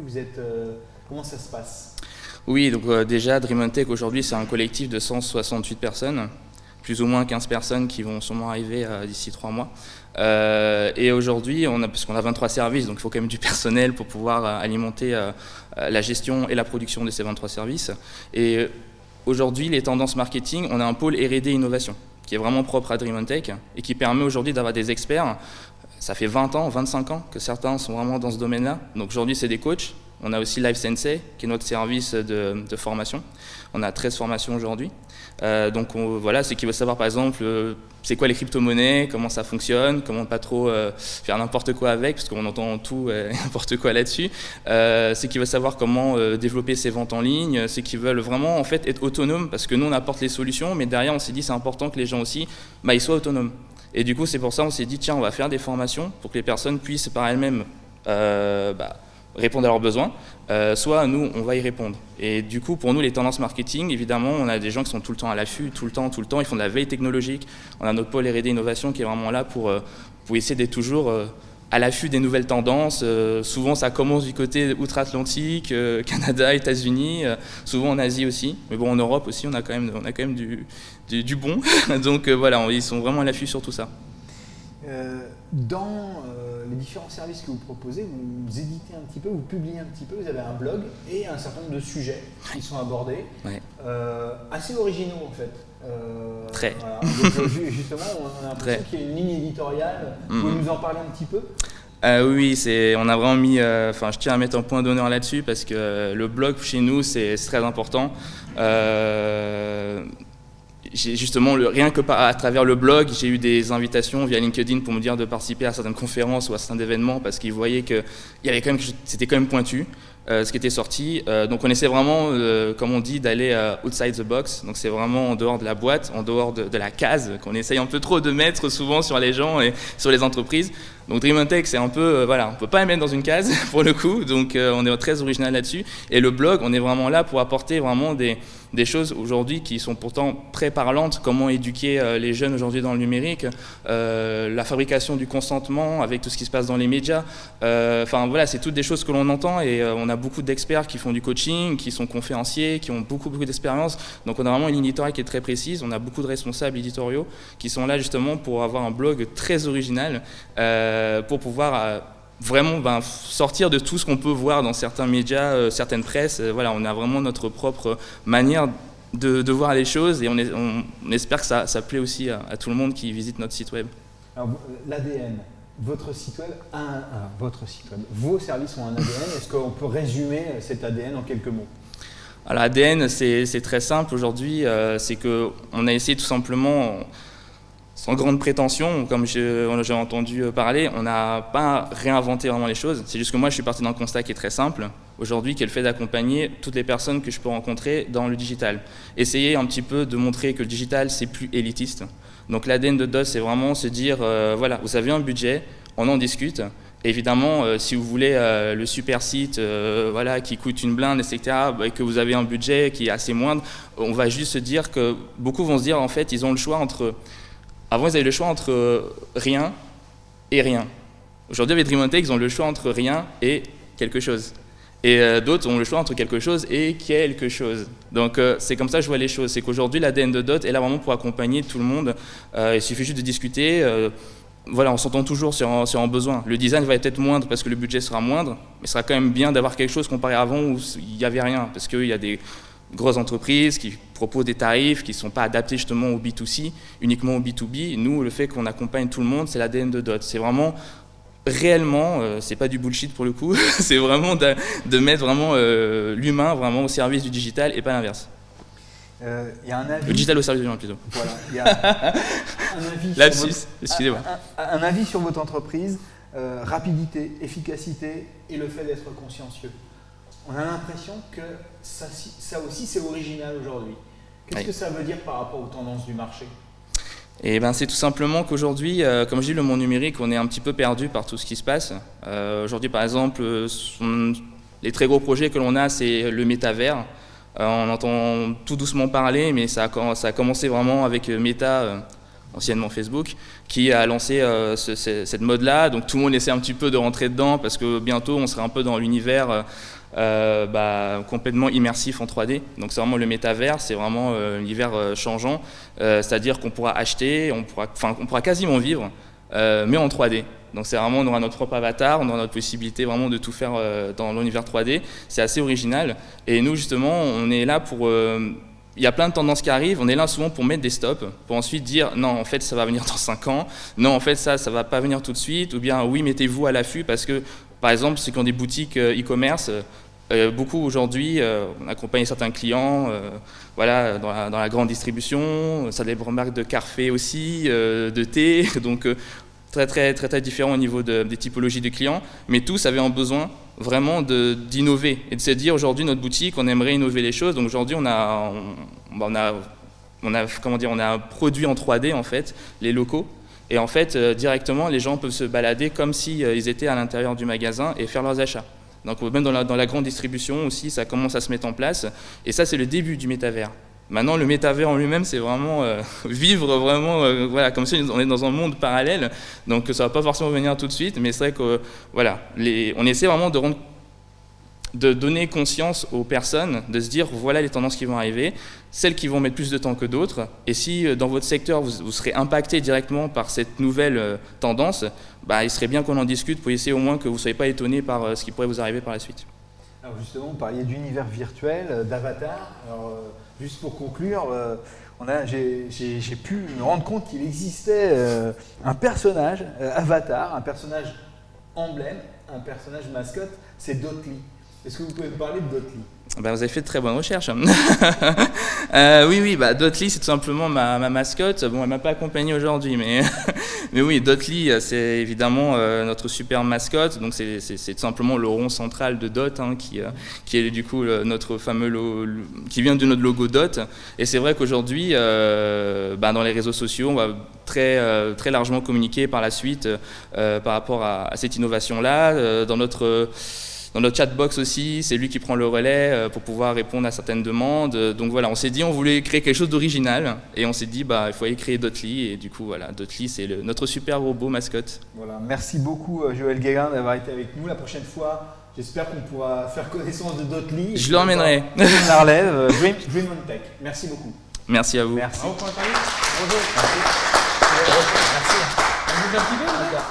On bouge. Vous pouvez vous approcher. Vous pouvez enlever votre masque. Ça va? Pas de problème. Pas trop fatigué. Il reste une minute. Et après c'est bon. Ah bon? Sympa. Vous pouvez avancer. Comment on se met? Alors du coup c'est Laurent. Laurent qui vient. Le fameux Comment on Laurent. se met? Comme ça, au milieu. Allez, ouais, tu peux peut-être pousser un petit peu ça. Comment Pascal tu veux le mettre? Vas-y. Hop. Plus par là, comme ça, peut-être. Plus comme Du ça. coup, ouais. Attends. Et on se met devant Parce alors. que là, du coup, moi, j'ai pas de main, c'est pour ça. J'ai pas Hop là. Ouais, peut-être on va comme rester. ça. Comment Et tu puis veux vous faire? mettriez Ah, tous tu les veux deux qu'on là se décale comme ça? Ouais. D'accord. On retrouve la piscine. Super. Donc, belle Voilà. lumière. Belle lumière. Exactement. Le portable, Petite c'est ambiance le bucolique. tien? Non, c'est- je sais pas. Je vais peut-être C'est le rendre l'ambiance. à Bon, qui on va mettre de ça là. droit. Voilà. Petite carte bleue, très bien. Ok. Parfait, parfait. Super. Moi, je vais me mettre là. Donc on va démarrer par la première question que j'ai posée tout à l'heure, quand on a discuté Bon, bah, c'est ensemble. top, tu seras pas venu pour rien, Voilà. Laurent. Ouais, c'est sympa. Ouais, comment on sort du lot? Ouais. Voilà. Quelle est votre originalité? Qu'est-ce que cela représente? Quelle opportunité cela représente-t-il pour vos clients? Alors ça, Pourquoi vos clients disent de vous êtes quelqu'un de merveilleux, de formidable, d'extraordinaire? Voilà, c'est les questions un petit peu. c'est beau, ça c'est beau. Ça, c'est beau. Ah non, aucune. Ah non. Alors, du coup c'est bon? C'est Alors, parfait? Ça non, démarre? Non, pas du tout. Non. Parfait. Alors moi je vais enlever ça. Parfait, ça c'est ma date de Moi naissance. j'enlève tout. Hop là. Là, c'est parfait. Ok. Ouais, pour moi c'est bon. Hop là. Ouais. C'est bon. Je peux l'enlever. Hop là. Ok, c'est bon? Ouais. Ça marche? Allez, Laurent, C'est bon pour moi? Ouais. C'est bon? C'est bon? ça tourne. Ça marche? Moteur, coupé, action. Laurent Escarieux, vous faites partie du cabinet Alphea Conseil, cabinet de recrutement. Quand on regarde, effectivement, quand on va sur l'interface, il y a un certain nombre de professionnels qui semblent tous aussi bons les uns que les autres. D'ailleurs, ils le sont sans doute tous, mais qu'est-ce qui fait votre patte, votre originalité finalement? Alors, si on fait une photo rapide du marché du recrutement et des intervenants de la place, on a globalement deux types d'opérateurs. On a d'un côté des groupes nationaux, voire internationaux, qui sont des industriels du recrutement, avec des moyens importants, avec des équipes pléthoriques, avec des réseaux d'agences bien répartis sur le territoire, et de l'autre côté, des artisans du recrutement qui sont souvent d'anciens opérationnels qui sont venus à un moment donné de leur carrière sur cette expertise du recrutement qu'ils partagent avec les autres. Et puis vous avez Alphea Conseil, qui est, à mon sens, le meilleur des deux mondes. C'est-à-dire qu'aujourd'hui, Alphea, c'est un réseau de recrutement qui a une quinzaine d'années, donc qui a une expérience réelle et sérieuse, qui est implanté sur une vingtaine de sites en France et en Europe. Et il a la particularité d'être animé localement par des gens qui sont des indépendants et qui sont tous d'anciens opérationnels et qui donc ont une expertise particulière sur un métier. Et en ça, je pense que ça nous permet d'associer une vraie force de frappe au service de nos clients, puisqu'aujourd'hui, le nerf de la guerre dans notre métier, ce sont les candidats. Et pour attirer les candidats, il faut avoir des radars importants et puissants. On a cette chance-là.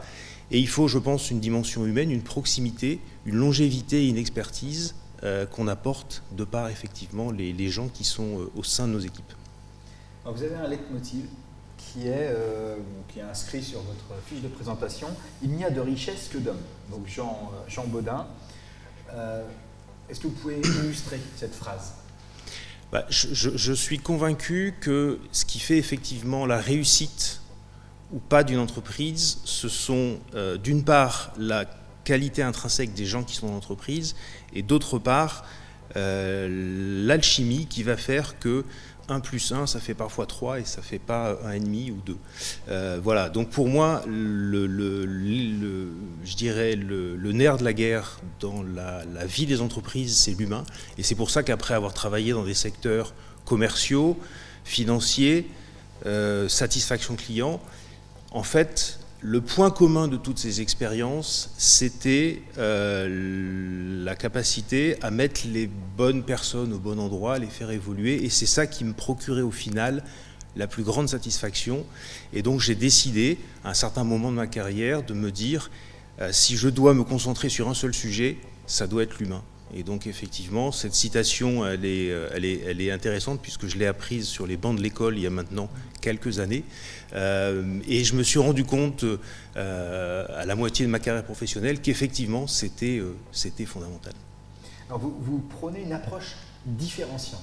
Alors, de quoi s'agit-il ? Alors, ce qui nous différencie, c'est ce que j'ai évoqué tout à l'heure, c'est cette capacité à offrir à nos clients une expertise des métiers dans lesquels on intervient. On n'est pas des généralistes du recrutement, on intervient dans des métiers où on comprend les tenants et les aboutissants du métier. On pense que pour réussir un recrutement, il faut pouvoir évaluer un savoir-faire et un savoir-être.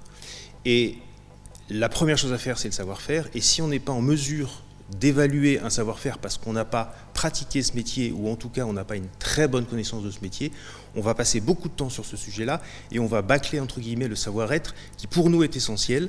Et donc cette expertise métier va nous permettre d'aller vite sur savoir-faire parce qu'on comprend rapidement si la personne elle est dans les clous ou pas dans les clous, et on va passer du temps sur le savoir-être qui va être la condition pour que derrière le recrutement soit une réussite. C'est-à-dire que chez Alphea, on ne considère pas qu'on a terminé le boulot quand la personne elle a pris son poste, on a terminé le boulot quand la personne elle s'éclate dans son poste. Et donc pour ça, on va avoir une exigence importante dans le process de recrutement, et c'est en ça que, à mon avis, on se distingue d'un certain nombre de nos confrères. Alors, vous avez parlé aussi de service sur mesure. Comment ça se concrétise un service sur mesure dans ce domaine ? En fait, une des valeurs d'Alphea, c'est la proximité, c'est-à-dire qu'on va systématiquement voir nos clients, on va les rencontrer dans leur entreprise, on va rencontrer les collaborateurs avec lesquels ils travaillent, et on va réellement s'imprégner de la façon dont travaille une entreprise. Et elles ont toutes des valeurs différentes, elles ont toutes des modes opératoires différents parce qu'elles sont dans des secteurs et des contraintes qui ne sont pas les mêmes. Et on va vraiment s'attacher à être au plus près de notre client, de comprendre qui il est, pour derrière faire en sorte que la personne qu'on va lui amener, elle est cohérente avec la façon dont il fonctionne, un peu comme quelqu'un qui ferait du sur-mesure par rapport à quelqu'un qui ferait du prêt-à-porter. Voilà. On a vraiment à cœur d'être au plus près de ce sur-mesure. Alors le prêt-à-porter, ça veut dire effectivement un vêtement qui va parfaitement convenir à la personne. Vous parlez de niveau d'exigence élevé associé à une dimension humaine. Et ça, c'est quelque chose qu'on a déjà entendu. Comment vous mettez ça en place ? On met ça en place par d'abord une compétence. On travaille dans des secteurs, comme je vous l'ai dit, où on a une connaissance du sujet, et on a une exigence parce que, encore une fois, notre objectif, c'est la finalité, la satisfaction du client et du candidat. Et donc, parce que cette finalité-là, c'est réellement ce qui nous anime, on va mettre en place un certain nombre de clés, de verrous, de vérifications, pour faire en sorte que on va dire la rencontre soit une rencontre réussie et pas une rencontre éphémère, parce qu'effectivement, c'est toute la difficulté de l'humain. Il y a des paramètres qui sont compliqués à maîtriser quand on met deux humains ensemble, dans le monde professionnel, mais pas que. Donc du coup, cette espèce de symbiose qu'on va essayer de fabriquer, elle est extrêmement compliquée à réussir, et donc pour ça, on a tout un process en amont qui va permettre de sécuriser au maximum cette rencontre, même si on n'a pas la prétention de faire du 100%, parce qu'effectivement, il y a toujours des éléments humains qui sont compliqués, mais en tout cas, notre métier, c'est d'apporter à nos clients des candidats pour lesquels on a validé un certain nombre de prérequis et on a créé les conditions d'une collaboration réussie. Donc derrière le recruteur que vous êtes, il y a quelqu'un d'autre qu'on va découvrir par la question que je vais vous poser. Au même titre que tout à l'heure, on a découvert que le maître des lieux était aussi un artiste. Oui. On a vu tout à l'heure qu'un chef cuisinier était aussi un architecte à la base. On a tout à l'heure découvert que quelqu'un qui aurait pu être un enseignant et donc un assureur. Vous êtes aussi, à côté de ça, vous faites partie d'un réseau professionnel. Donc vous êtes un réseauteur. Est-ce que vous pouvez nous parler de BNI ? Oui, je peux tout à fait vous parler de BNI. Le BNI est un réseau que j'ai intégré il y a maintenant 2 ans, qui est un réseau pour le coup mondial, avec effectivement une force, je dirais, une notoriété et puis un process extrêmement huilé, mais qui justement a cette même démarche d'être au plus près de l'humain. Voilà, de créer des rencontres qui sont à la fois des rencontres professionnelles et des rencontres conviviales. Et donc, il y a effectivement une alchimie, enfin, en tout cas des valeurs que je partage pour développer son réseau, mais de manière extrêmement conviviale. Et donc, je dirais, le mix des deux fait une recette. Alors, c'est pas de la grande cuisine comme on a pu l'entendre tout à l'heure, mais en tout cas, la recette est plutôt efficace. Alors justement, vous êtes chasseur de tête aussi. Pour ça, il faut une intuition. Aujourd'hui, vous avez vu des gens. Oui. Je pense que votre radar, il a dû immédiatement s'ouvrir. Vous avez vu du potentiel chez les gens. Alors on a une déformation professionnelle, effectivement. Chaque fois que j'entends un professionnel, ou pas d'ailleurs, je me dis, tiens, où est-ce que cette personne s'éclaterait, où est-ce qu'elle serait bien? C'est devenu un réflexe presque inconscient. Et donc oui, j'ai vu ce matin des gens avec des sourires, en tout cas, ils avaient tous un point commun, c'était une façon de vivre leur métier. On sent qu'ils sont dans un univers qu'ils ont choisi, qui sont en train de modeler, et en tout cas il y avait une ferveur et un enthousiasme partagé, et ça c'était agréable à entendre. Et donc pour conclure, effectivement, on sait que le monde de l'entreprise aujourd'hui, mais aussi de l'entrepreneuriat est fluctuant. Aujourd'hui, on va peut-être être indépendant à un moment donné, puis après on va redevenir salarié, et il semblerait même que de nouvelles tendances font qu'on va sur le mix, d'être une partie de son temps indépendant et une autre partie à la disposition d'une entreprise ou d'un réseau. C'est quelque chose que vous observez aussi? Oui, il y a une convergence effectivement de plusieurs statuts, parce qu'on est sur des sujets de statut, où effectivement il y a beaucoup de gens qui sont aujourd'hui en freelance et qui en sont ravis, mais qui pour autant peuvent le cumuler avec un côté plus sécurisant d'un contrat pérenne.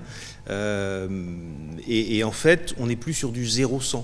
On est plus sur un choix où effectivement on va pouvoir mixer des activités, un peu comme en bourse, on va mettre plutôt des actions, des obligations, on va pouvoir régler son niveau de risque en fonction de sa personnalité et de sa recherche propre.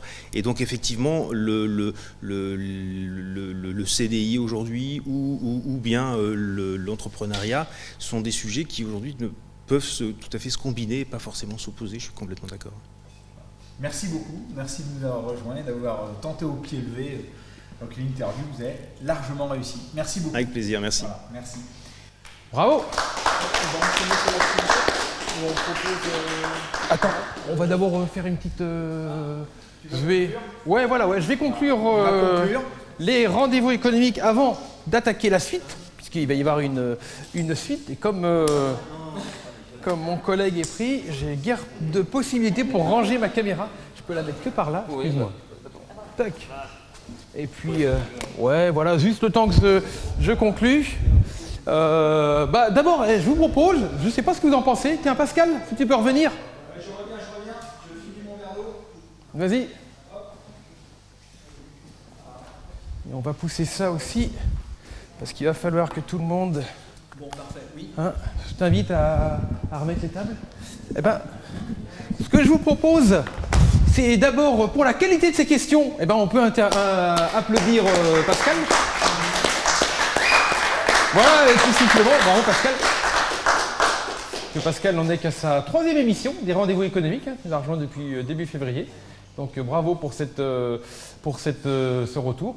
Il y a juste une petite chose qu'on a oubliée, ça arrive parfois pendant l'émission, c'est la présentation. En fait, chaque interview, on va mettre la même présentation. Donc je vais m'enregistrer juste pour la présentation de l'interview.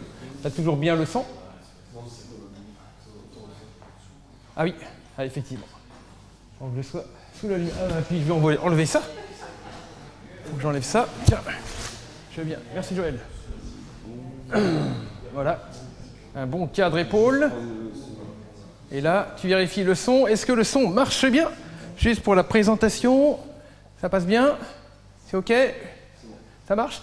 Bonjour et bienvenue au Rendez-vous économique, l'émission qui donne la parole aux entrepreneurs et aux porteurs de projets. Nous sommes aujourd'hui au château de la Rairie à Pont-Saint-Martin et l'émission est réalisée sur le thème « Quelle est votre originalité? Quelle opportunité représente-t-elle pour vos clients ?» Et pour en parler aujourd'hui, eh bien, j'ai le plaisir d'accueillir, voilà, ben ça on coupera là.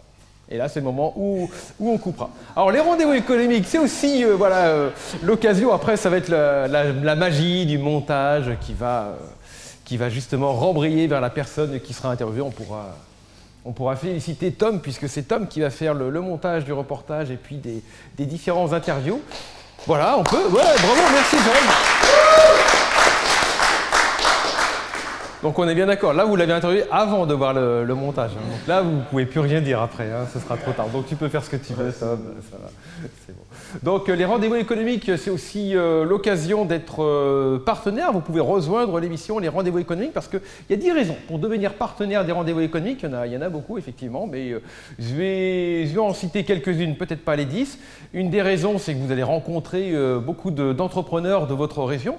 Vous allez pouvoir avoir plusieurs vidéos. Alors, il y a des packs de 1, 2, 5, 6 vidéos pour pouvoir justement communiquer sur les réseaux sociaux, parce qu'un des points forts des rendez-vous économiques, c'est notre chaîne YouTube. Aujourd'hui, on a dépassé les 11 400 abonnés. Donc, c'est autant de gens qui vont découvrir votre activité. Parce que les personnes aujourd'hui qui vont sur la chaîne YouTube, eh bien, c'est bien pour y découvrir les nouveaux professionnels de la région nantaise, puisque c'est eux-mêmes des gens de la région nantaise. Hein. Quand on a lancé la chaîne YouTube il y a 3 ans, il n'y avait pas d'abonnés. Et tous les abonnés sont venus au fur et à mesure des émissions qui se sont construites. Et d'ailleurs, ça fait bientôt 3 ans qu'on a créé les rendez-vous économiques le 20 mai.